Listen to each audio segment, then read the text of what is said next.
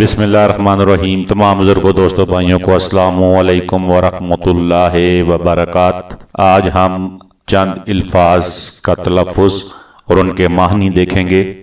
سب سے پہلے لفظ ہے اسحاق۔ اسحاق ایک پیغمبر کا نام ہے اور اس کے معنی ہیں حق پر قائم رہنے والا، ثابت قدم یا کسی بھی بات پر ڈٹ جانے والا۔ دوسرا نام ہے اویس، جس کے معنی ہیں بزرگ یا عطا کرتا یا عطا کرنے والا۔ اس کا مطلب چھوٹا بھیڑیا کے بھی ہیں۔ پھر ایک لفظ ہے طاہر۔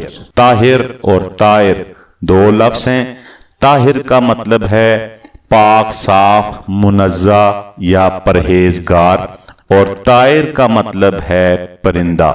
دونوں کا تلفظ بالکل الگ الگ ہے، اس کو دیکھ لیجئے۔ طائر جو ہے اس کی جو جمع ہوگی وہ طیور ہوگی۔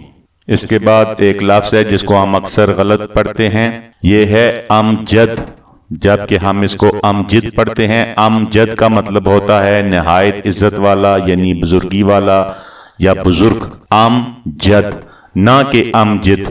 اس کے ساتھ ساتھ آگے ایک لفظ ہے الیاس۔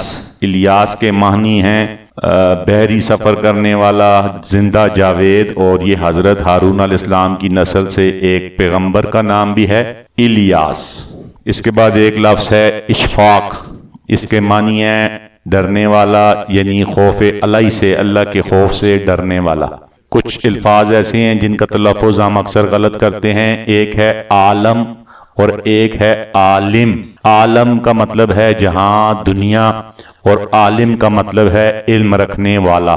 عالم اجرام یعنی مادی جسم والی دنیا، اس دنیا کے لیے یہ لفظ استعمال ہوتا ہے۔ اس کے ساتھ ساتھ مزید مثالیں بھی ہیں۔ پھر ایک لفظ اور آتا ہے جسم، ہم اس کو جسم پڑھتے ہیں، یہ لفظ ہے جسم۔ جسم یعنی ہمارا وجود۔ پھر ناموں کے اوپر جائیں تو ایک نام ہے ثاقب۔ ثاقب کا مطلب ہوتا ہے روشن، منور، شاف اور شفاف، چمکنے والا۔ اور عاقب کا مطلب ہوتا ہے کسی کا جانشین یا اس کا قائم مقام۔